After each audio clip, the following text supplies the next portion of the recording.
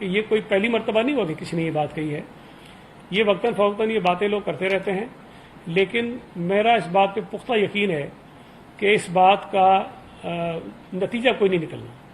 اگر کوئی یہ سوچ رہا ہے کہ یہ ممکن ہے تو کم از کم میں آپ کو یقین سے کہہ سکتا ہوں، میں ایک سیاسی ورکر ہوں، سندھ میں یہ بات ممکنات میں ہی شامل نہیں ہے. لیکن ایسی باتیں کرنے سے نقصان ضرور ہوگا. نقصان کیا ہوگا کہ اس صوبے میں جو رہنے والے لوگ ہیں، جن کے درمیان پہلے ہی خلیجیں بہت زیادہ بڑھ گئی تھیں اور بڑی مشکل سے کسی حد تک کچھ خلیجیں کم ہوئیں، لیکن کچھ لوگ، خاص طور پر جو ایم کیو کے لوگ ہیں، اس طرح کے لوگ اپنی سیاسی دکان چمکانے کے لیے، اپنے شاید تھوڑی سی جو کھوئی ہوئی ساکھ ہے اس کو بحال کرنے کے لیے، ان کی غلط فہمی ہے کہ وہ یہ سمجھتے ہیں کہ وہ اس طرح کی باتیں کر کے شاید اپنی ساکھ بحال کر لیں گے. ان کی ساکھ تو بحال نہیں ہوگی، لیکن ہوگا یہ کہ صوبے کے اندر رہنے والے لوگوں میں نفرتیں مزید بڑھیں گی.